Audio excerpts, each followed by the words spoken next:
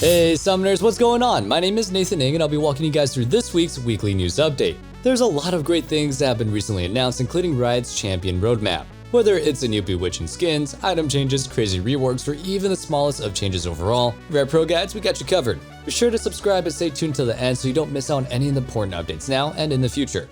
Starting us off strong, you already know that we got everybody's favorite part of the weekly news update, the skins. If you're impressed with the new Dawn and Nightbringer skin lines, then you'll really be excited to see that the new bewitching additions are up to par. We got Fiora, Nami, Poppy, Syndra, and Yuumi being added to the roster of bewitching skins. Each of these skins will feature new models, textures, visual effects, and sound effects, and a specialized recall to show off to all of your friends. Alongside this, they'll each come with 8 chromas, so you can go ahead and customize the skins to better fit your personality and profile. Each of these skins will cost 1350 RP, and if you're looking to save money and get all the chromas, be sure to check out the respective bundles on release.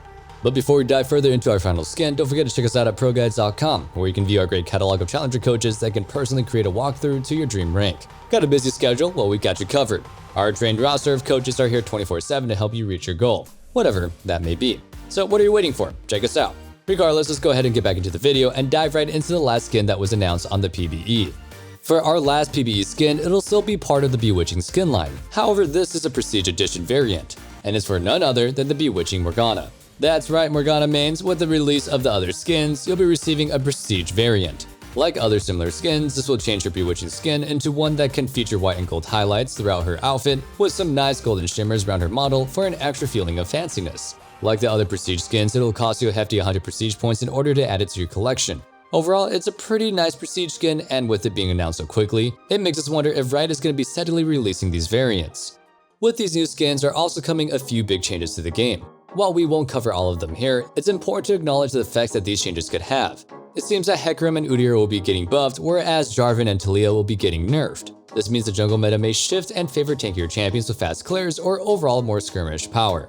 Now that we're done with the PBE content, let's take a look at Riot's official state of gameplay.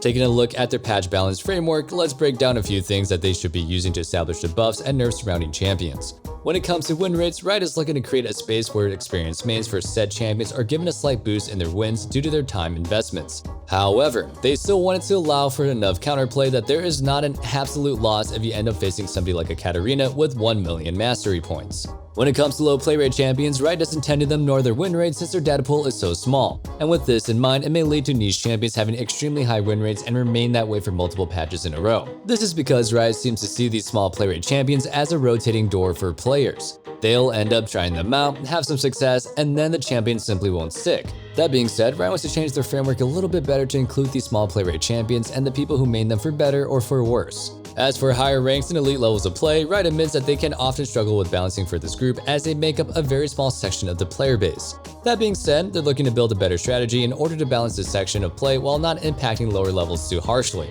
Last but certainly not least, for their balanced framework, they're going to be continuing their efforts to rework and adjust champions, that way they can better fit the state of the game while also not being too overpowered. Some mini reworks like this include Sona and Tahm Kench, which are overpowered. Anyway, before we continue on with the video, don't think for a second that we forgot about everybody's favorite ProGuides tradition. For our question of the day, we want to know, if you could add one thing to Riot's balanced framework, what would it be? Personally, I think it'd be really cool to add a small section that included player feedback of some sort. Maybe even something similar to the old tribunal system. Let us know your answers in the comment section down below, and anyway, let's go ahead and get back into the video. As we dive back into the video, let's take a look at the champion roadmap that Riot recently released. Starting us off, Riot states that they're going to be releasing the new ADC next year with the new support coming a few patches after.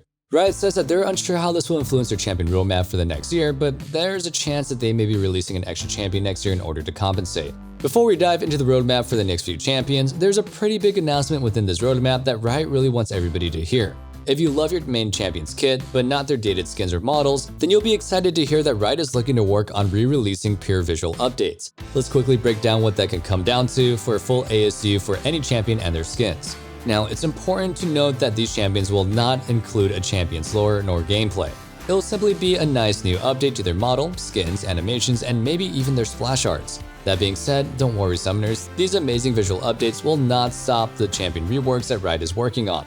However, only a few champions will be undergoing these ASUs. In order to qualify, they're going to have to be an older champion with outdated models, and quite possibly, they'll need a larger player base. If you're having a hard time imagining what ASU could consist of, take a look at Alistar or Twitch. While their kits haven't really changed over the years, their models and animations were refined to keep up with the times and make them look nice and fresh. Now jumping right into the actual champion roadmap, we got the newest ADC. Unfortunately, as we stated earlier, this new marksman will not be released into 2022.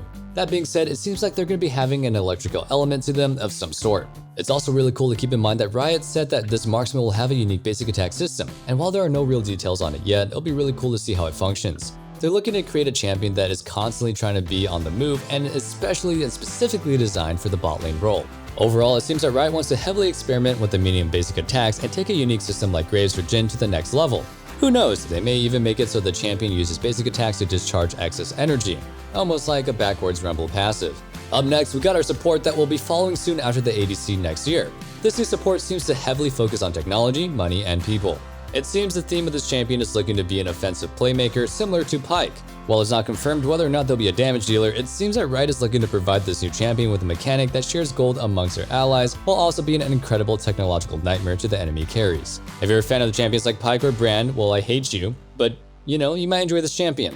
Last but certainly not least, we got our latest update on UDYR's VGU. Looking at UDYR's model design, it seems like they're giving his antlers a more druid-focused look that provides a natural and almost calmer design rather than the sharp and weapon-like focus. As a cool little Easter egg, Riot has also added a small head wrap that Lee Sin gave him in the lore.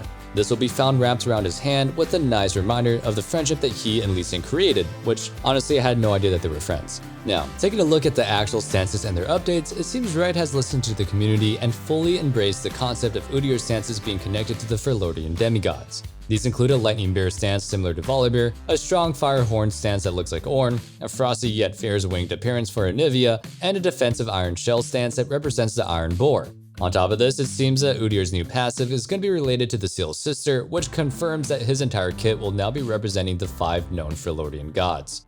As we draw closer to the end of the video, let's quickly run through some esports news that has recently come up. When it comes to DK Khan, everybody knows him as a powerful player, but it seems that after his upcoming Worlds tournament, his pro gamer career will now come to an end. It seems that he's going to be relaxing after Worlds with the occasional stream until his military service time begins. Afterwards, it seems like he's going to be maybe looking to play casually and looking for other things to do like streaming. But who knows, he may even go into the world of coaching or casting. Next, we got Reckless and G2 Esports parting ways with G2 opening up and holding trials for an ADC replacement.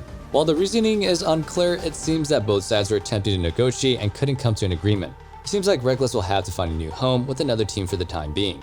Before we continue on, if you want to join an amazing community of people just like you, go ahead and check out our Discord using the link found in the description. What are you waiting for? Join! Before we continue on with the video, we want to make sure that you're all informed for your next solo queue match, so let's quickly do a patch rundown. For all of our new Vex mains out there, remember that she got a hotfix to both her passive and her Q. This will reduce her a bit, but it shouldn't do anything too crazy. Just be sure to keep this in mind so you don't let that kill slip away. For the other big changes, we've got Aatrox, who got his W cooldown reduced by a significant amount at rank 1, which means it'll impact him for the entire game. His base cooldown dropped from 26 seconds rank 1 to 20 seconds, which is massive. If you're a jungle Qiyana enthusiast, then you'll be happy to know that her damage to monsters on her Q has doubled. This means that she should be on par with other assassins such as Talon and Zed when it comes to her second clear. Now, if you're a Fizz player, you'll be happy to know that Fizz had his ultimate damage buffed by quite a bit, and his E cooldown reduced by 2 seconds at max rank. However, his W received a small 10 damage nerf, but it should be compensated by his other buffs. For our final important buff, we've got Mordekaiser. His E, Death's Grasp, had his cooldown reduced by 2 seconds at ranks 1, 2, 3. This means early on, he'll be able to abuse the mobile champions far easier and far more often. And that sums up our video for today. Thank you guys so much for watching. Don't forget to join our ProGuides family at ProGuides.com or join our Discord. We offer exclusive giveaways and classes that you won't be able to catch anywhere else, so don't forget to like, comment, and subscribe. Anyway, we'll see you guys in the next video, but like always, stay safe, stay healthy, and have a wonderful day. Peace.